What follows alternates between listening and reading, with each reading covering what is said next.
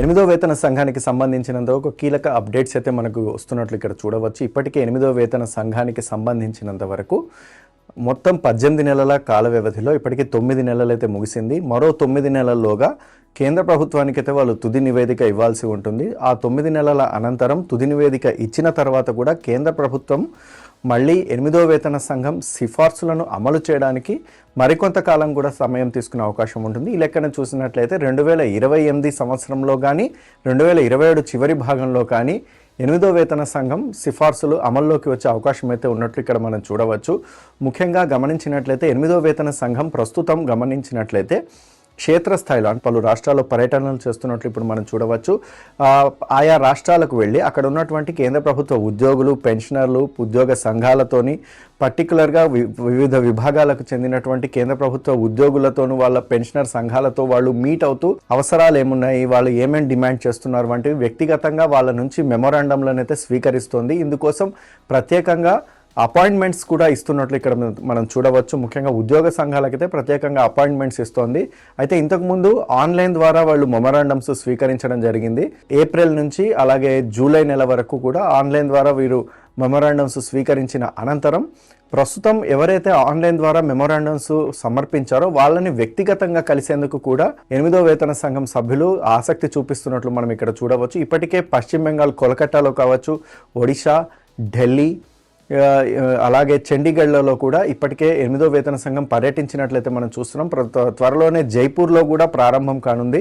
జైపూర్ అనంతరం కూడా గమనించినట్లయితే ఆ తర్వాత బెంగళూరు, ఇలా వరుసగా దేశంలో ఉన్నటువంటి పలు రాష్ట్రాల్లో ఉన్నటువంటి కేంద్ర ప్రభుత్వ ఉద్యోగులు, ఉద్యోగ సంఘాలు అలాగే పెన్షనర్లతో వీళ్ళు కలిసేందుకైతే ఆసక్తి చూపిస్తున్నట్లు మనం ఇక్కడ చూడవచ్చు.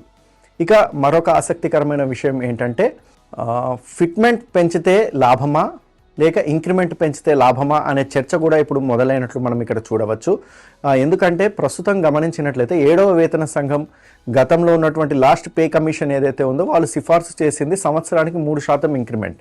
ఈ 3% ఇంక్రిమెంట్ను పెంచాలనైతే ఉద్యోగ సంఘాలు డిమాండ్ చేస్తున్నాయి. ఈ 3%ని 7%గా కనుక పెంచినట్లయితే ప్రస్తుతం వాళ్ళు ఏదైతే ఫిట్మెంట్ను డిమాండ్ చేస్తున్నారో దాన్ని ఎక్కువగా పెంచాల్సిన అవసరం భవిష్యత్తులో ఉండకపోవచ్చనే ఉద్యోగ సంఘాలు అయితే భావిస్తున్నట్లు మనం చూడవచ్చు. ఎందుకంటే ఈ ఇంక్రిమెంట్ విధానం ఏదైతే ఉందో దీన్ని పెంచడం ద్వారా సాలీనా ప్రతి సంవత్సరం కూడా వేతనం అనేది పెరుగుతూ ఉంటుంది.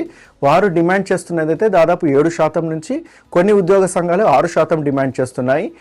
ఇలా పెంచడం ద్వారా ఫిట్మెంట్ పెంపుదల కోసం మళ్ళీ వచ్చే పే కమిషన్ అంటే దాదాపు 10 సంవత్సరాల వరకు వేచి చూడాల్సిన అవసరం ఉండదని, ఒకవేళ కొత్త పే కమిషన్ కనుక ఎంతైతే ఫిట్మెంట్ ఫ్యాక్టర్ వాళ్ళు సిఫార్సు రికమెండ్ చేస్తారో ఆ మొత్తం సరిపోతుందని, ఇంక్రిమెంట్ విధానమే బాగుంటుందని అయితే ఉద్యోగ సంఘాలు కావచ్చు అలాగే పెన్షన్ సంఘాలు కావచ్చు వాళ్ళు డిమాండ్ చేస్తున్నట్లయితే మనం ఇక్కడ చూడవచ్చు.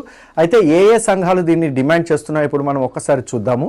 అయితే ఇదిలా ఉంటే all India new pension employees federation వంటి కొన్ని ఉద్యోగ సంఘాలు కేంద్ర ప్రభుత్వ ఉద్యోగులకు 7% వార్షిక పెంపు కోసం 8వ పే కమిషన్ పైన ఒత్తిడి చేస్తున్నట్లు ఇక్కడ మనం చూడవచ్చు. మరోవైపు National Council of the Consultation Machinery NCJCM అలాగే All India Defence Employees Association అలాగే Federation of National Postal Organisations వంటి ఇతర సంస్థలు కూడా దాదాపు 6% ఇంక్రిమెంట్ను డిమాండ్ చేస్తున్నట్లయితే మనం ఇక్కడ చూడవచ్చు. అలాగే ఇంక్రిమెంట్ రేటు శాతం కూడా పెంచడం వల్ల పే కమిషన్ పైన భవిష్యత్తులో ఫిట్మెంట్ ఫ్యాక్టర్ పెంచమనే డిమాండ్ తగ్గుతుందని, అలాగే మంచి జీతం పెంపు కోసం ఉద్యోగులు 10 సంవత్సరాల పాటు వేచి ఉండాల్సిన అవసరం లేదని ఉద్యోగ సంఘాలు అయితే భావిస్తున్నట్లు ఇక్కడ మనం చూడవచ్చు.